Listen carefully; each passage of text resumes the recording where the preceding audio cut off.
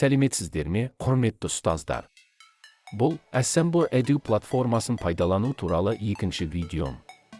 Алдыңғы видеода осы платформаның жалпы мүмкіндіктері туралы айтып, оны сабақта қалай қолдануға болатынын түсіндірген едім.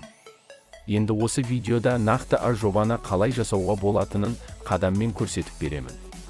Ең алдымен EDU Assemblr.com сайтына кіріп тіркелеміз. Google аккаунты арқылы тіркелу өте оңай.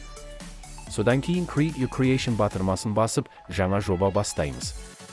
Мұнда бізге екі түрлі редактор ұсынылады. Super Simple Editor және толық мүмкіндіктері бар кеңейтілген нұсқасы. Бастапқыда Super Simple Editor'ды қолданған ыңғайлырақ, себебі бәрі жеңіл әрі түсінікті. Жаңа жоба ашылған соң бізге бос кеңістік беріледі. Сол жерге түрлі үш модельдерді, мәтіндерді, суреттерді, бейнелер мен дыбыстарды орналастыра аламыз. Барлығы өте оңай, drag and drop арқылы қалаған жерге қоямыз.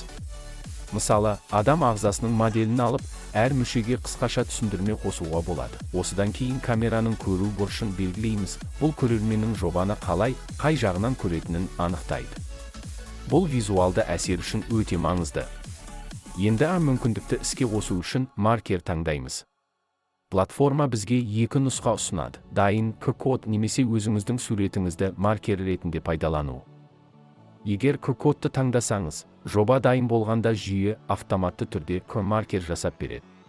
Сол маркерді қағазға шығарып, оқушыларға беруге болады. Олар смартфон арқылы Assemblr EDU қосымшасында QR-кодты сканерлегенде, сіздің жасағаны жобаңыз шынайы ортада пайда болады.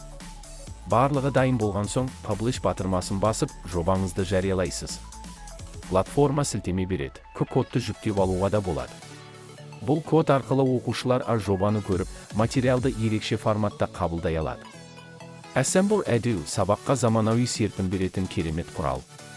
Оны қолдану үшін арнайы бағдарламалау білудің қажеті жоқ.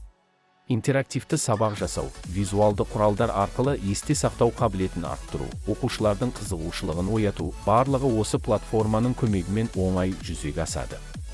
Егер сізге бұл видео пайдалы болса, лайк басып, арнаға тіркеліп, пікір қалдыруды ұмытпаңыз. Бұл контентті көбірек ұстазға жеткізуге көмектеседі.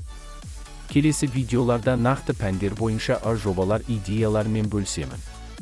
Назарларыңызға үлкен рахмет.